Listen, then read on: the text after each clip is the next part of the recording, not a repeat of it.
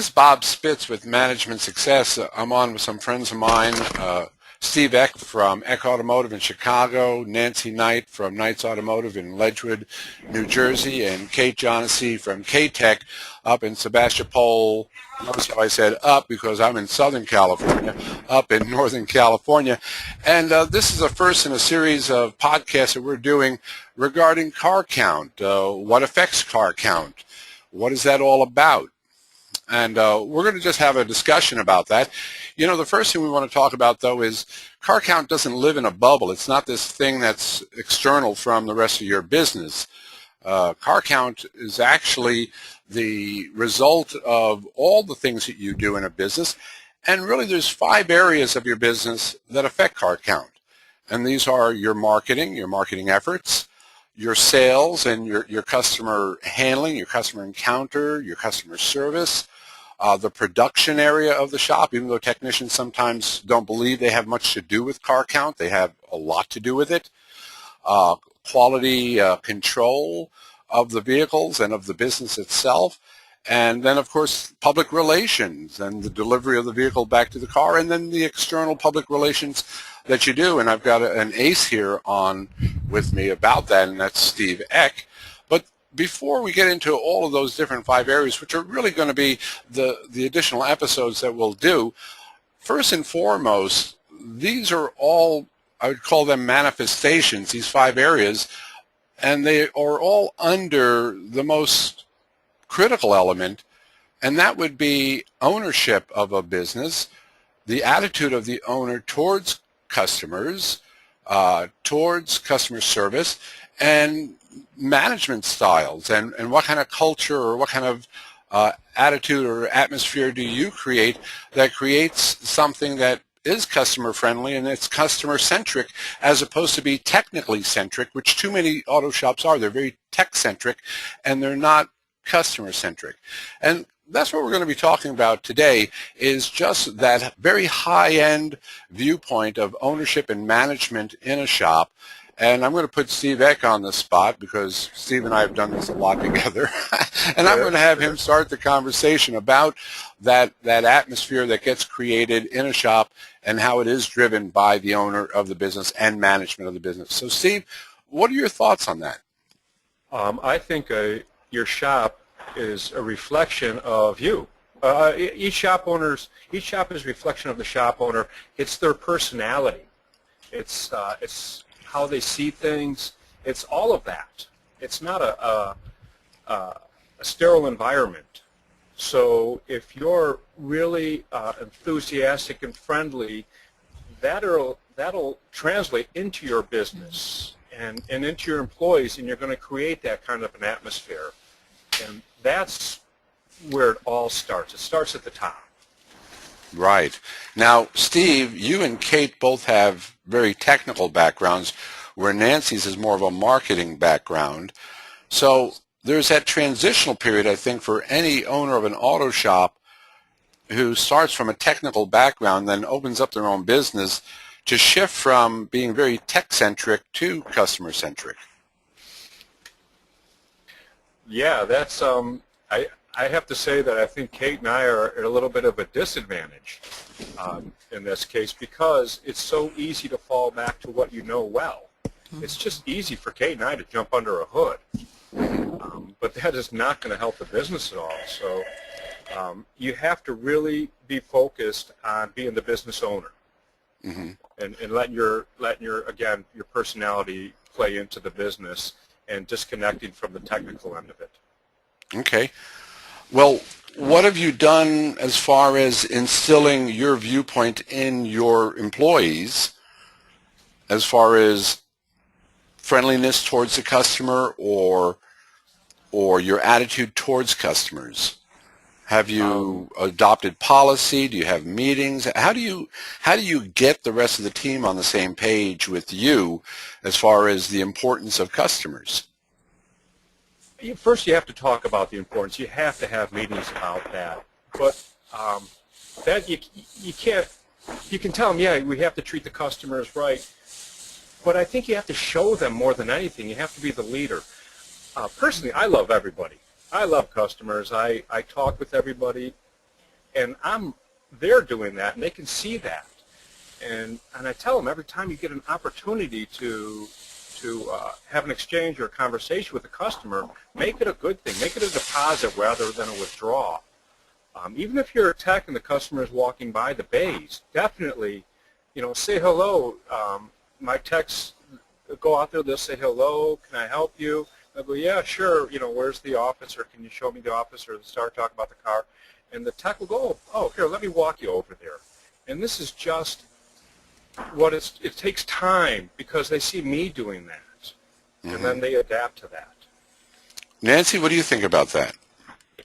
I totally agree with Steve. As far as you have to set the example, it's like, at any time, everything starts at the top. When you come to work with a good attitude and you're ready for the day and you bring enthusiasm and you bring all that uptone qualities, upbeat qualities to your job, then I think it affects your whole crew. It creates the whole culture at your shop.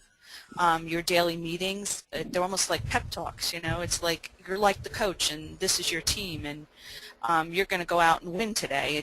That's kind of the attitude, and as corny as that seems, but it is that kind of viewpoint. And well, you'll agree that Kate, Steve, and myself are all completely different kinds of people, and I think our particular businesses and shops reflect who we are, which is important. Our creation of our jobs, our businesses, are part of who we are. It reflects our kind of personalities, our shop surroundings, the way we deal with our customers, all good in every way, but we each have our own individual styles, and I think when you bring that to your business, that's what people like. It makes you real to customers. It makes you people want to do business with you.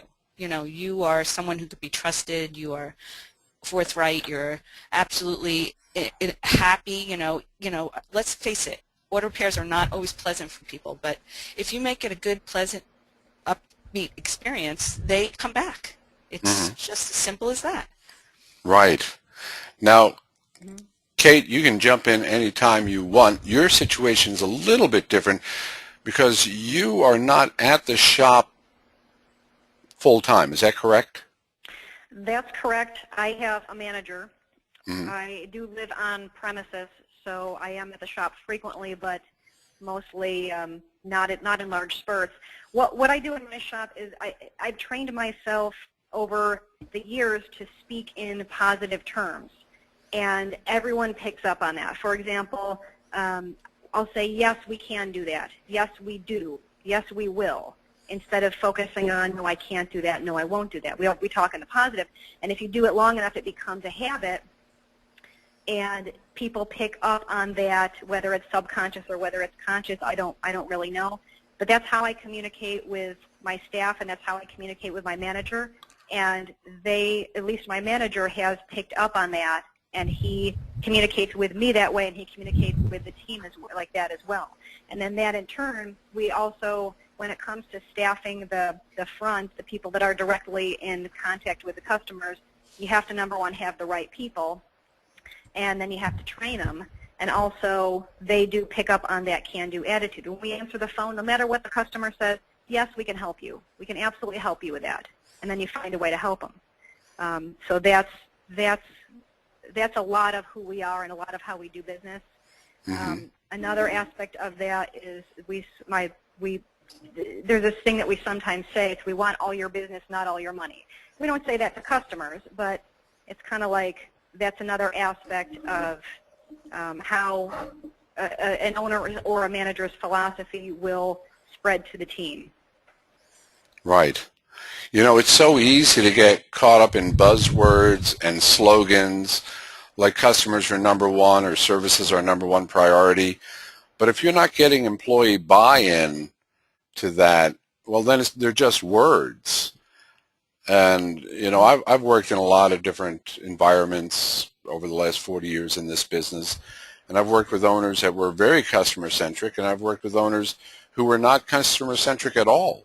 They were really there. It's almost a little underhanded or covert, where they were only friendly to the degree that they could see this as an opportunity to make money, as opposed to having a true affinity or a true care factor towards the customer.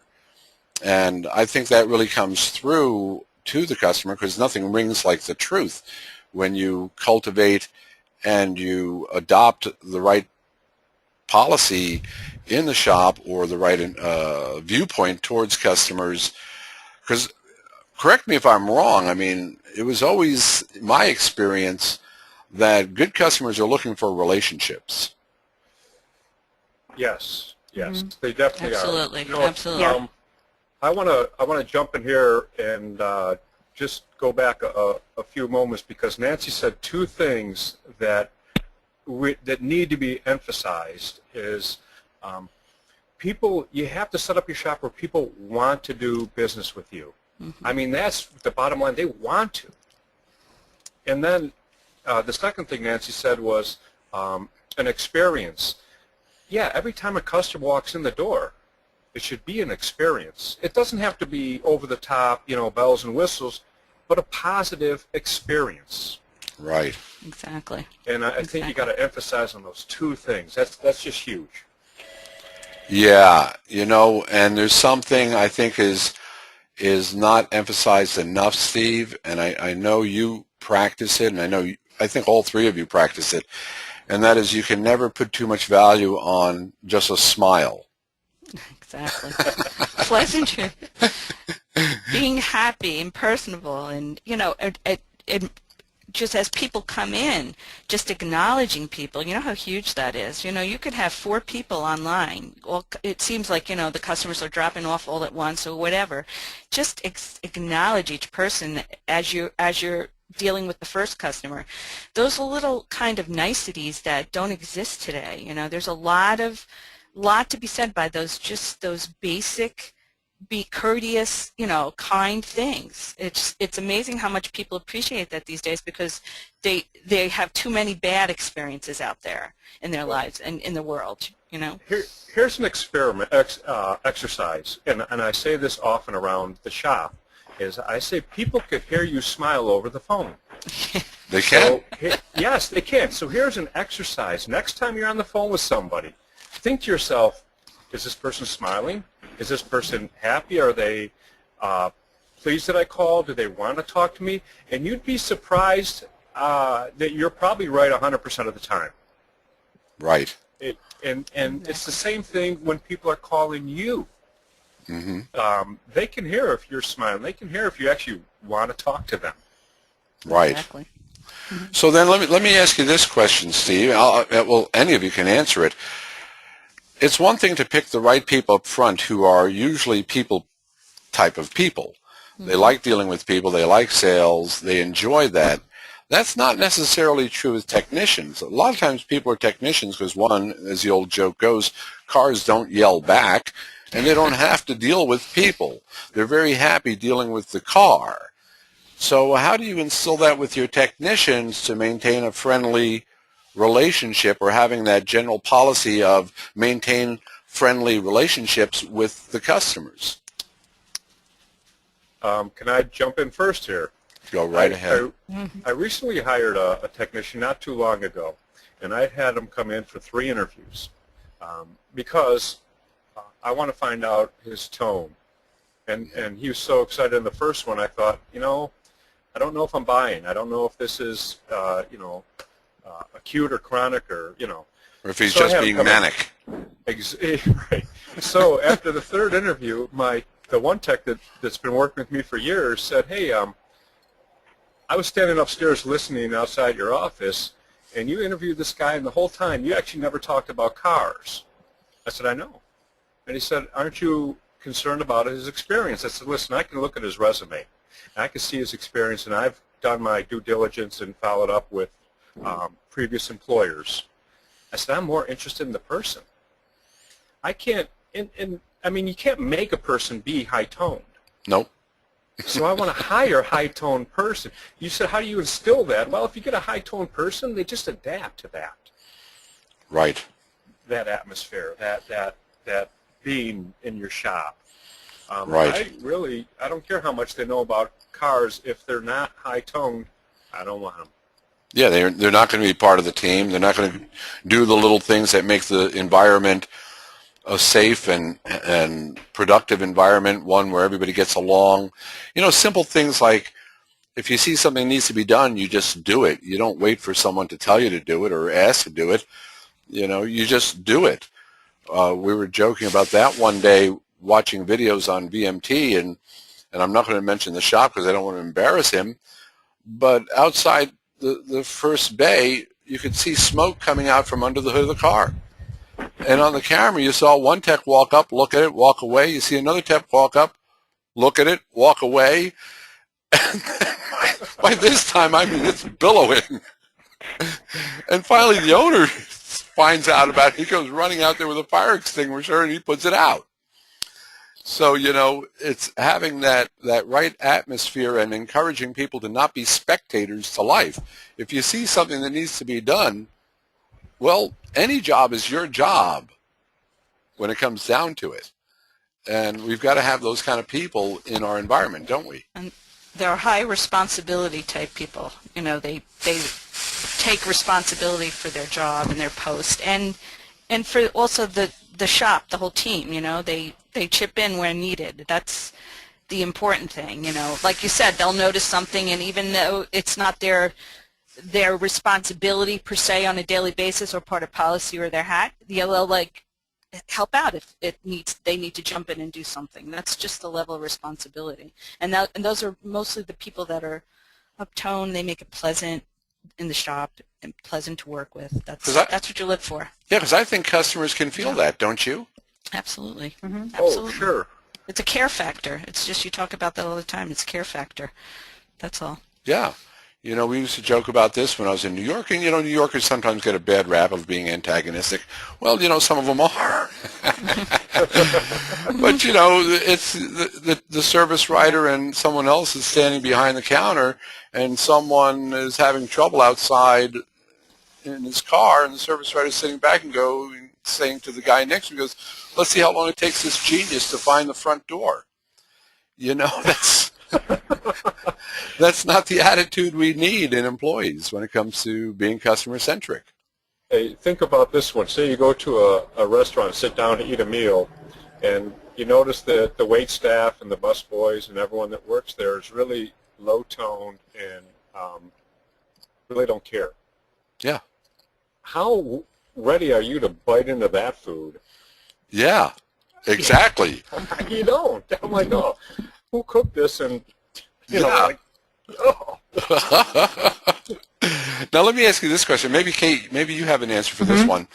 Mm-hmm. It's one thing controlling the environment at the shop, but when your employees are out at lunch or picking up parts or doing whatever they're doing out in the community, controlling because they're representatives of your shop all day long, aren't they? Mm-hmm. Yes.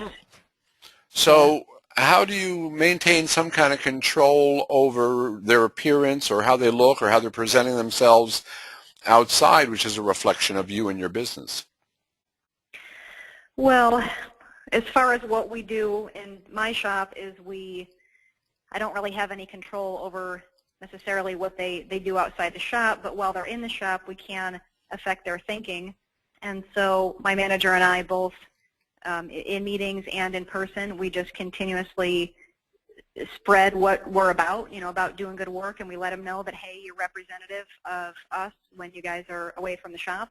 And they hear it a few times, and they understand it. And, you know, when I'm not looking, I don't necessarily know what they're doing. No, of course not. I do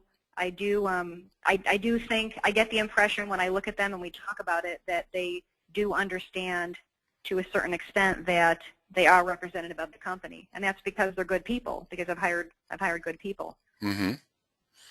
Nancy, what about you and your viewpoint as far as when your guys are out in town doing whatever?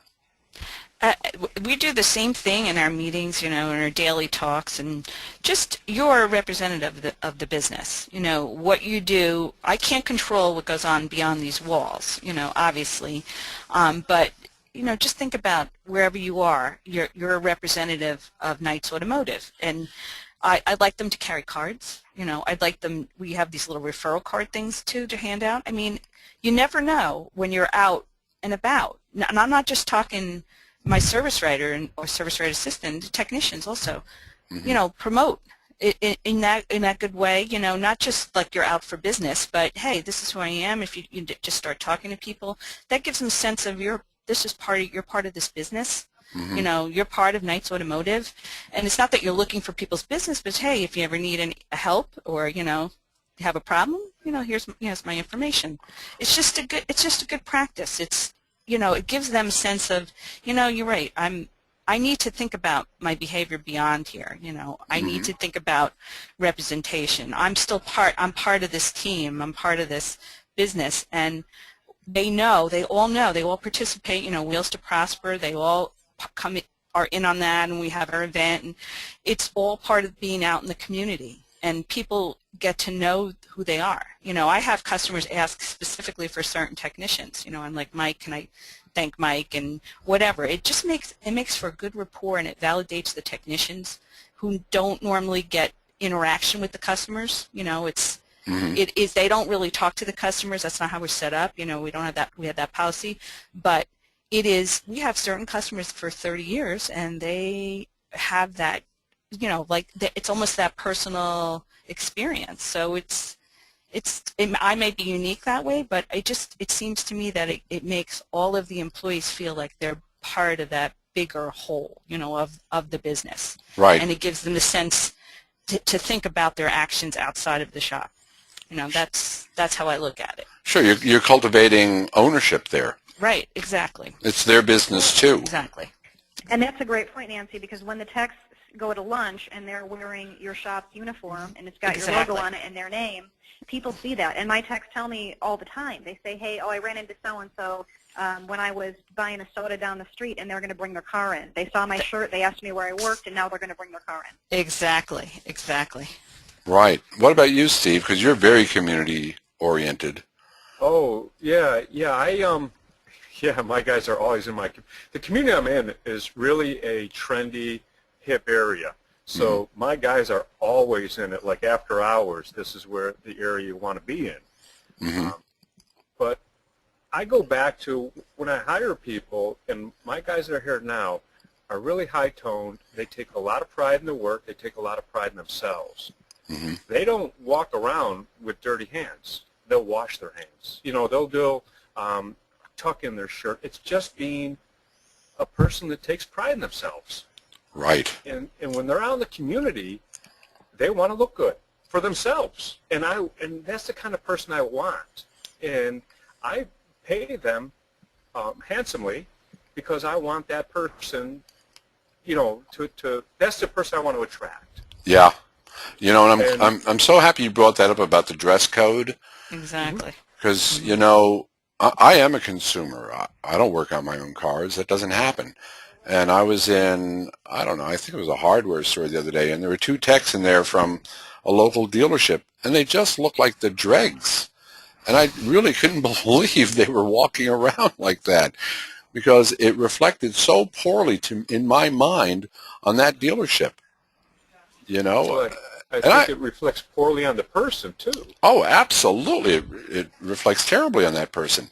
But, just encouraging guys to, when they're out and about, to, hey, look good, right? Exactly. Yeah. Be friendly. Exactly. I think these are... Friendly goes a long way. Friendly goes a long way. Because it really does. That attitude and that environment of friendliness is huge. And I think too many shop owners, and this isn't just shop owners, it's any small business, they get a little myopic when it comes to car count or attracting customers, and they think it's a piece of advertisement is the key, or the best looking website or whatever. And not that those things aren't important. They're very important. But it's such a bigger picture than just that one aspect. As we started the conversation, this subject doesn't live in a vacuum. It doesn't live in a bubble. There's so much that can affect it. so much from how you answer the phone, how you receive people in your front office, how you check people out, to being out in the community. There's so many different ways of, representing your business and promotion that it doesn't just boil down to your website or your email marketing or your direct mail. It starts in your front office and, in your back shop, and it's all right there from the manager owner's office. It all comes into play. I mean, those are important because I don't care how much money you spend on a glossy website or effective marketing. If you don't deliver that product, if you don't have that nice, personable, friendly reception person there, your service writer, whatever you want to call the people that work in your office, manager, if you don't have good, reliable technicians and people that represent your business in a positive manner and have a good, positive, happy atmosphere, people won't come back. That's right. The bottom line. That's the bottom line. And then all we have, once again, is slogans, That's right. They're number one. Slogans and catchphrases, yeah. That's right. Yeah. Look, I think this is a great place to end this episode because the next one will be on marketing, and I'm going to have to, I guess we'll have to slot at least a day for that, Steve? I think we'll start on a Tuesday at 4 o'clock, and we'll end the following Thursday. All right. That's with just you talking, Steve, right? I have to laugh because we could do a whole season of episodes, just Nancy and I talking about marketing. We go way back. I learned from Nancy. And I learned from Jim Saley. Just remember that. I learned I remember the first time I met Steve, he popped in on me, and that was before he had his dreads, right, Steve? You had a crew cut, glasses? Yeah. That was in between dreads. That was in between. It was in between. I think that was like 2001, 2002. Oh, it was way back. Oh, yeah. That's what I learned. Yeah, now we exchange all those ideas between email marketing and, everything. So there's so many things that come into play, but the bottom line is look at the personalities you have on this phone call right now. Everybody's so distinct and, awesome in their own way. And you just that's what you have to have your business reflect that. That's right. It all starts at the top. Absolutely. Absolutely. Yes. All right. Hey, I want to thank you guys for your time, and we'll meet again soon for episode number 2, okay? Sounds fantastic. Sounds great. Have a great Take evening. Care. Bye, Kate. You too. Bye-bye. Steve. Bye-bye, everybody. Bye, Bob. Bye-bye. Bye.